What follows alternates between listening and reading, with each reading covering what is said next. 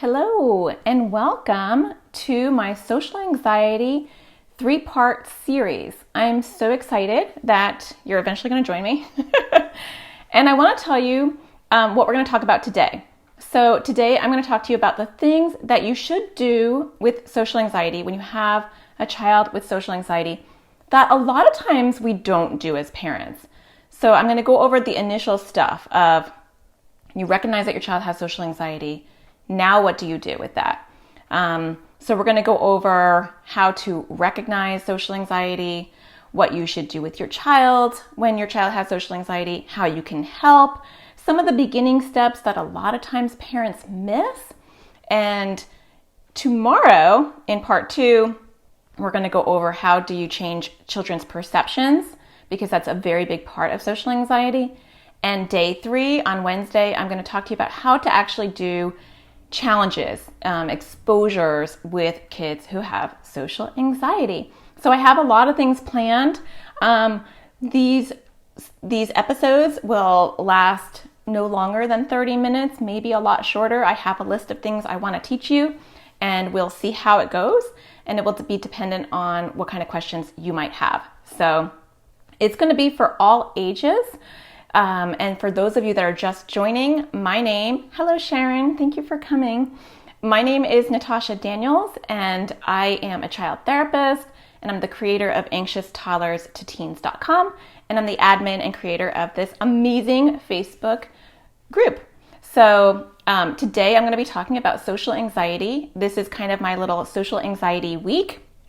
To kick off the positive parenting bundle, which I will talk about at the very end. Thank you for joining me, Ray. So as you guys join, if you can put the ages of your kids in the comments, that would be really helpful. I want to know who's watching and how old your kids are. So that would be helpful. Sharon, I know how old your child is. But if you can add how old your kids are, and we'll talk about different things for different developmental stages and ages, that would be really helpful. So Lynn's got 6 and 9. Ray's got an 11-year-old. Catherine's got 10, almost 11-year-old boy. Okay. If you can keep those coming when you join, tell me the ages. That'd be really helpful. 11 for Stephanie, because I'm going to try to make sure that I kind of target different ages and give you information that's relevant to those specific ages. So what I'm going to share with you is for every age at any age. So I'm going to get started, and if you can't ever catch the part 2 or part 3 of the series, when I get off here, I will leave a link below or above. And Melena's got a 9-year-old, and let you know. You can join my email group, and I will email you and let you know when the next series is, and I will have replays for this. So if you don't catch it all, no worries, I will replay it. So for those of you that are just joining, my name is Natasha Daniels. I'm a child therapist, creator of AnxiousToddlersToTeens.com, and I am the admin and creator of this amazing Facebook group. So I'm going to get started. The first thing I want to talk about with social anxiety is a lot of times as parents, the first thing that we do is freak out. We're kind of like, why won't they go here? Or why won't they do this? Or why are they so avoidant of these situations? So sometimes we move into just trying to empower them to not avoid. So we encourage them, just go to the birthday party or just go to school. It'll be okay. It's not that big of a deal. And we try to talk them off the cliff. Or depending on your parenting style, you might over-accommodate. And so you might over-accommodate them and say, you know what, you don't have to go to that party. Or don't worry, I'll go with you and I'll sit with you the entire time. So parentally, we tend to do, one or the other, or we might be in the middle. I personally have struggled with social anxiety my entire life, and I will weave a little bit of my story through the stuff that I'm talking about. Thank you for joining, Renee, Kimberly, Kayla. I appreciate it. And I have 3 anxious kids, and they all have a bit of social anxiety. We've been working on it forever, and so I say a bit because we are constantly tackling it. And thank you for Melissa for joining. So I appreciate you guys all joining. So I want to talk to you about the first thing that you want to do when your kids have social anxiety. And that is you want to play detective. So I talk about this with any anxiety issue or OCD issue. So this is kind of my method for any issue, but you want to figure out what is going on for your child and their social anxiety. People misunderstand social anxiety, and if you've heard me speak about it before, you've heard me say this before, social anxiety is not about being an introvert or an extrovert. It is not about being shy or about being outgoing. That is such a fallacy, because social anxiety is about the fear of rejection. So you can have a child who is outgoing. A lot of times parents will say to me, oh, no, Natasha, social anxiety is the wrong diagnosis for my kid because they are completely outgoing. They love presenting or they love being on stage. And I'll say to parents that you don't have to be afraid of presenting or performing to have social anxiety. There's a lot of kids I treat who love to perform. They love to dance with their dance groups or whatever, and they have social anxiety. Now, there are kids that are kind of wallflowers. They don't want the spotlight on them at all, and they have social anxiety as well. But I think it's important for parents to recognize that you can have an outgoing child and they can have social anxiety, because social anxiety is about the fear of rejection, the fear of criticism, the fear of being laughed at, and it's a overall feeling of self-consciousness. That is really at the core of social anxiety, is something is going to happen to me and I'm very worried about what other people think. So you can be outgoing or not outgoing and still have those fears, and they are irrational fears. So the first thing you want to do with your kids, you want to find out for them what is their insecurity, because with social anxiety, it's kind of weird, but with social anxiety, your child will have a theme. You know how I always talk about themes? I talk about OCD themes, I talk about anxiety themes. Social anxiety has themes too. And it typically has to do with your child feels like they are not something enough. So there are very common ones. So I'll go over a few of them and you can see which ones kind of resonate with your own kids. So a lot of kids can have a fear that they are not cool enough. So I don't think I'm cool enough. I don't think the popular kids are going to like me. That's a theme. I don't think I'm pretty enough. I think I look weird. I think my face looks weird. What if my hair looks weird today? What if my clothes look weird? So a lot about appearance. I don't look something enough. A lot of kids worry about I'm not smart enough. I don't want to look dumb. Like, what if I say something wrong and I look dumb? What if I read this and I mispronounce it? That was mine. What if I answer the wrong question in class? All about looking dumb. So as I'm saying this, if you start to hear your child's themes, put them in the comments and write, fear of looking dumb, fear of not being pretty enough, fear of what is their insecurity. You want to start thinking about this as we're talking. I'm going to go through a couple more. So how you look, how smart you are, how cool you are, those are like really, really common, popular ones. But there's also other ones as well. For boys, sometimes they feel like they're not athletic enough. You can have people who are worried about just losing control. So with my oldest daughter, which I'm sure she'd appreciate me talking about her, she was terrified. She had social anxiety, and her whole theme was just about blushing. What if I blush? And unfortunately, anxiety is super cruel, and so it would make her blush. So she would worry about fear of rejection. Valerie's got that going on. Fear of rejection is huge. But you want to tap into also fear of rejection based on what, right? So even go deeper than that, Valerie. Based on what? I'm going to be rejected based on the fact that I'm not smart enough, or that I'm not pretty enough, that I'm not cool enough, that I'm not athletic enough. You want to really go down deep and figure out what your child's insecurity is. It may not be an insecurity. It might even be, like with my daughter, it would be fear of looking stupid, but not academically. She's super smart, but fear of blushing. A lot of people who have panic attacks have social anxiety as well, and they're afraid of losing control in front of other people. A lot of people who have emetophobia have some social anxiety because they're afraid of throwing up in front of other people. In fact, a lot of people who have emetophobia, their main driving core fear is people not liking them. My Miss 6, who has celiac, we just found out, so she does have a medical diagnosis, so she is nauseous for a reason, but her main fear, her main social anxiety about going to school is that she might throw up in front of her friends and her friends won't like her. So that's a core fear. So your first step when you're working with your kids is find out, or at least, and you don't want to grill them, but find out what is their core fear around social anxiety. And maybe you have to just observe them for a while, and maybe you just have to kind of ask them questions here and there to kind of pick up their themes. But that's your first step. So Catherine said, fear of rejection, kids not accepting him or liking him. So that might be like fear of being cool, right? Like, I'm not cool enough for you guys to like me. I totally had that as a kid, and I even had that as a grown-up. Like, I'm not one of the cool kids. I'm not one of the cool moms, and so that fear of not being cool enough is really, really difficult. The reason why you want to know what is going on with your kids, the reason why you want to know what their particular insecurity is because think of social anxiety as this car, and the fuel, the thing that keeps it running is the insecurity.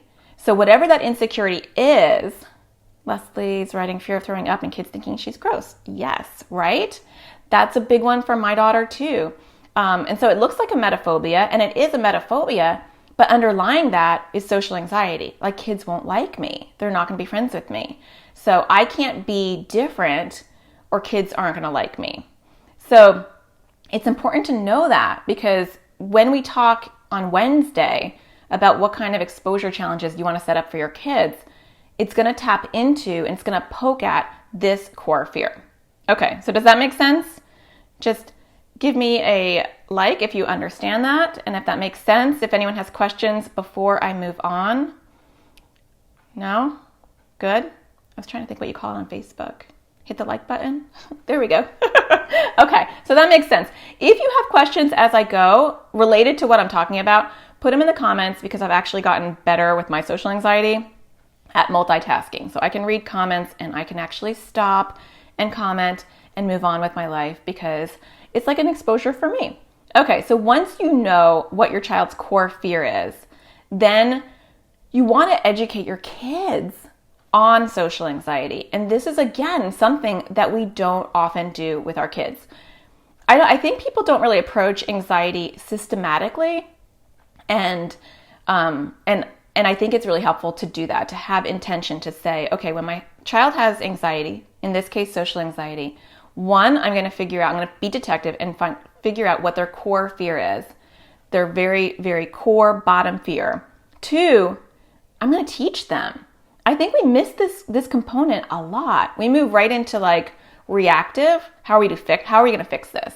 How do I get them to go to school? How do I get them to go to parties? How do I get them to talk to people? But we miss step 2, which is, does your kid know what social anxiety is? Now, sometimes people say, well, I don't want to put labels on her, or I don't want him to think that he's got something wrong with him. I think that that's a fallacy. I don't think that's helpful, because kids want relief. And so if you put a name on it and say, look, social anxiety, this is how I talk to kids. I say, look, social anxiety is super common. In fact, it is the most common anxiety that is out there. It's more common than generalized anxiety disorder. It's more common than panic disorder. That part you don't have to tell your kids. That's weird. But you just want to say it's a very common anxiety, and it runs in families. But the good news is you can do something about it. So you want to explain to kids that social anxiety will make you feel like people are maybe not liking you. It might make you feel like people are judging you, or it might make you feel really worried, like somebody's not going to like you. But that's social anxiety. We all feel that way, but when you have social anxiety, you feel it like a much bigger way. I was going to say like on steroids, but that's not appropriate for kids. So you'd say like you just feel it much more intensely, and you feel it all the time. The other thing that's different with social anxiety is it makes you think that people don't like you when they really do. And it makes you feel like people are judging you or staring at you or talking about you when they really aren't. And so you want to talk in general terms. Now you can tell even little kids this. That's why it's for all ages, because you can talk in a different tone when you're talking to like a 15 or 16-year-old versus a 5-year-old. But this is a concept that every person can get. When my kids were even like but when my daughter was 3 or 4, she had major social anxiety. All 3 of my kids My son, not as much. He's got his other issues. But my 2 daughters had major social anxiety. And with my little one, who's 6, almost 7 now, in preschool, she would wear a hat to school. And it was really weird. The teachers thought it was really cute, but it really wasn't cute because she would say, she felt like she was hiding when she would wear this hat. And we talked about it, and we talked about social anxiety, and we talked about what it is, and it makes you feel really nervous that people don't like you, even though they do, and it makes you feel like people might laugh at you, even though they won't. And so you want to start with educating your kids. So even at preschool, we talked about that. And if you listen to me at all, you know I'm really big into naming things as well. So I like to name anxiety. I like to name OCD. So if your child is open to it, it's actually very cool also to name it. And the reason why it's good to name it, just like it is for any other issue, like whether it's anxiety or OCD, is because when you name it, you're separating it from your child. So with my 6-year-old, she just had a lot of anxiety issues, so we just called it her worry cloud. I have social anxiety, and so I even named it for myself so that when I talk to myself, it's true, I do that. When I talk to myself, I'll say, that's paro, because I call it paro for paranoid because it makes me super paranoid. Hey, why didn't they email me back? Hey, why didn't they text me back? So this is not a baby thing. This is anybody, even adults can do this. You can name your anxiety. When you name your anxiety for your kids, it will be really helpful because I'm trying to read at the same time. Melena is saying, is a fear of failing academically, like not being able to answer questions correctly, part of, hold on a second. Eek, how do I do this? Part of social anxiety. I don't know how to scroll back down. Part of social anxiety, it's kind of hard to read this. Is a fear of failing academically, like not being able to answer questions correctly, part of social anxiety if this is related to oral exams, sort of fear of which will lead to extensive learning or checking answers extensively before submitting a test. People know I'm talking to myself because my hands move with it. That's hysterical. Yeah, mine too, right? Let me go back to your question, Melena. It can be. So you would want to explore that a little bit further, and you'd want to say, you want to ask her, is she more afraid about how she'll look? Like are the students or the teachers going to think I'm stupid? Or is it about failure? The way that I would get around that is I would say to her, if this was not an oral exam and nobody knew what grade you got except you, if I was magical and I could make that happen, would you be as concerned and worried?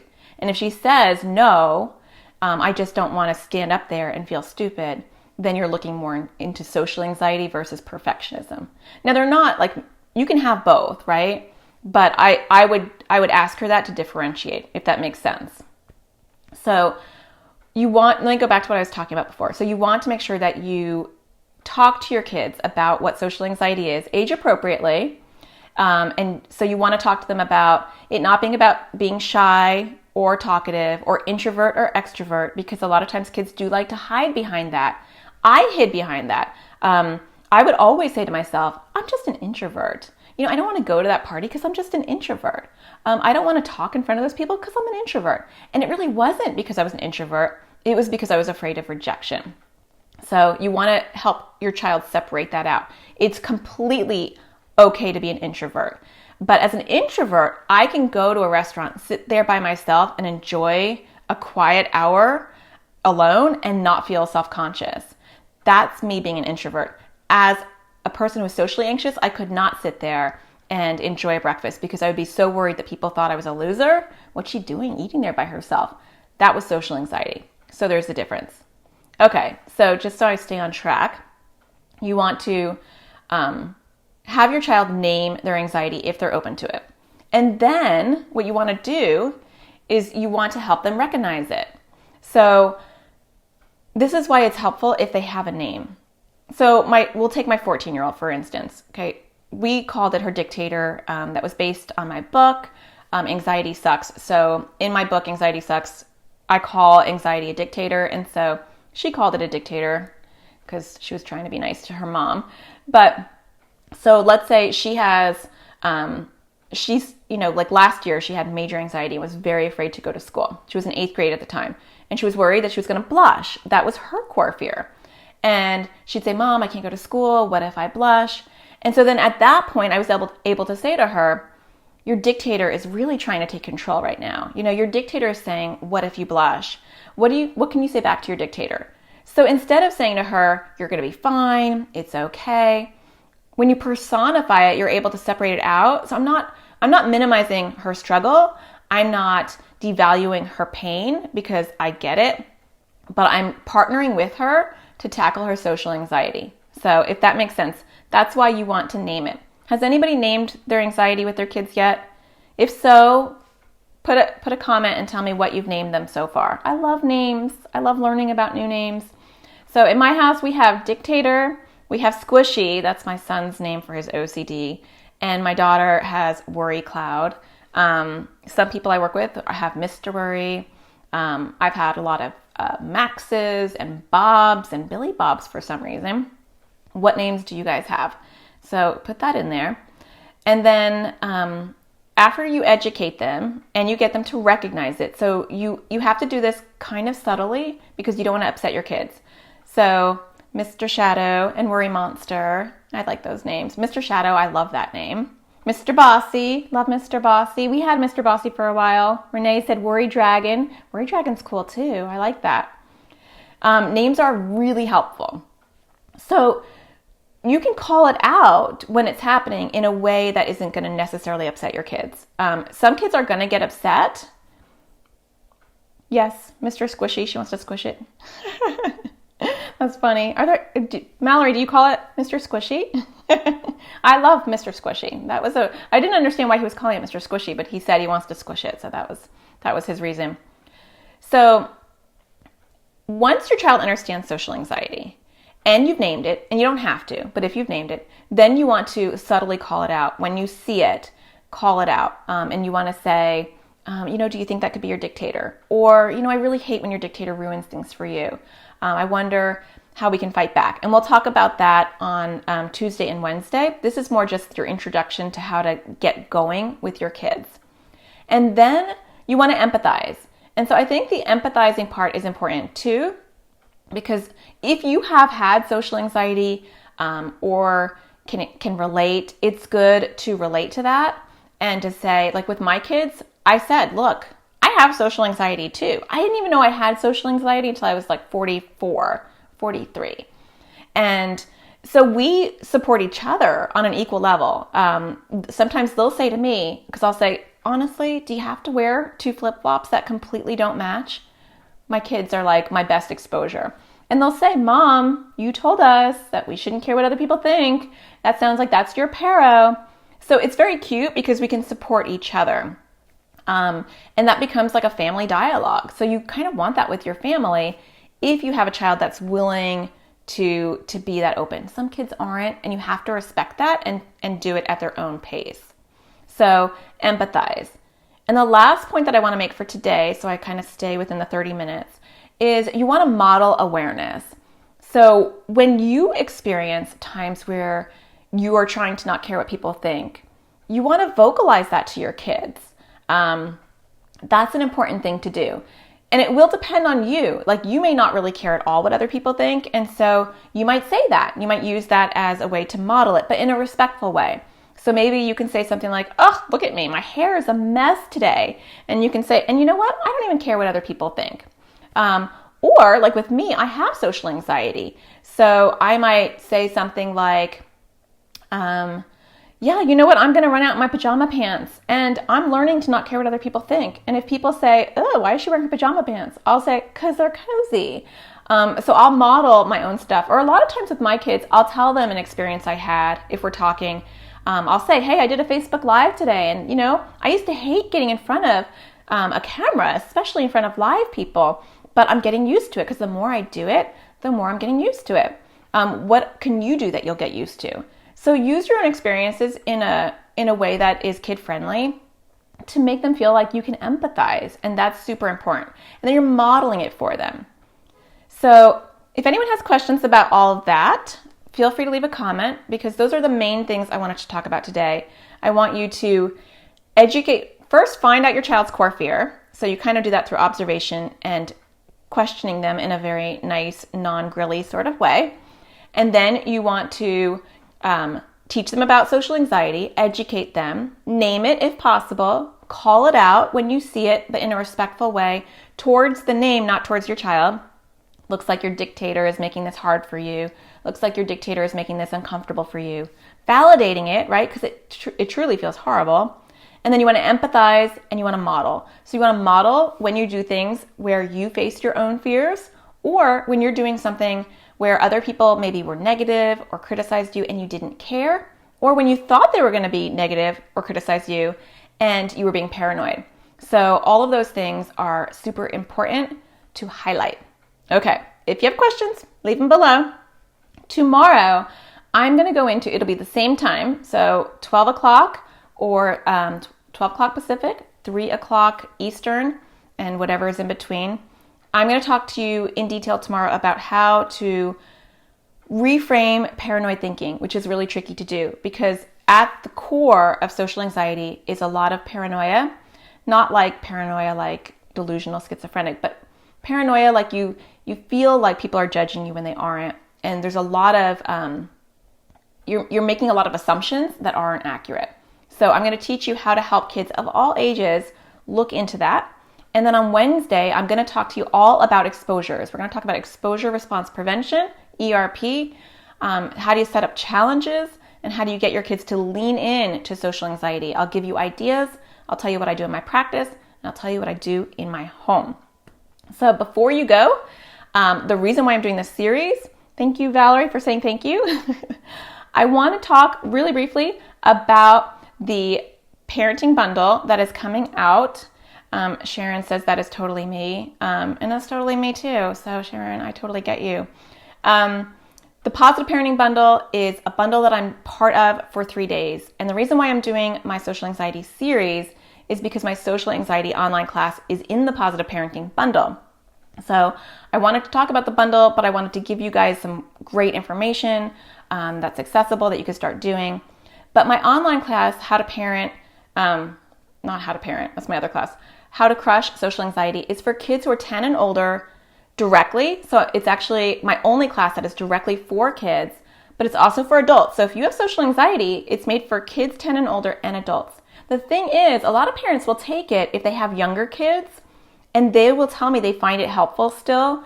One, they might have a mature 8-year-old and they might say, Natasha, my kid could totally take this class. I actually have quite a few kids in my practice who are really mature. They're 8-year-olds and they're really mature, and they have taken my class and they've done fine. So, and there have had other parents who have a 5-year-old or a 6-year-old. They've taken the class and they've learned the tools and they've been able to help their kids directly. So the cool thing about this week, just until Wednesday, is the parenting bundle is $97. So my online class is $127 normally. This parenting bundle includes my class, which is $127, but it also includes 13 other parenting online classes from parenting experts across the board. So there are classes on how to communicate. Nicole Schwarz, who's a really big parenting blogger, if any of you know her, she's awesome. Her class is included in this bundle. There's a mindfulness one, there's a communications one, there's a shifting their thinking one, there is how to stop yelling in 21 days one. That's a good one. So I will leave a link below or up above once I get off here and list all of the classes. But the classes are only, you get 14 online classes for $97. Just my class alone for social anxiety is $127. Bundles are crazy good deals, but they're very short-lived. I used to not understand bundles. I used to think that they were like a scam until I looked into them, and I got my own bundles on podcasting and stuff. And I'm like, oh my gosh, this is legit, and it's legit good. So if you're interested in my social anxiety class, these are the 3 days to get it. I'll leave a link once I get off. Even if you don't even care about my social anxiety class, the other 13 classes are worth it in and of itself. So take a look. I will be back tomorrow at 12 o'clock. I'm trying to look. Amy had something to say really quick. Oops, I'm not very good at doing this scrolling thing. She said, my daughter believes she has no friends and it's hard to cheer her up when she has a painful feeling answer to why she can't be with each kid in her class, that they all don't like her or have hurt her. She has terrible separation anxiety from me, even leaving the same room at home. Okay, so that's all about perception. And Amy, we will go into that tomorrow because most kids with social anxiety have similar feelings. And it is heartbreaking. And we will talk about perceptions tomorrow. Okay, I hope you guys have a wonderful Monday and I will see you tomorrow. Take care.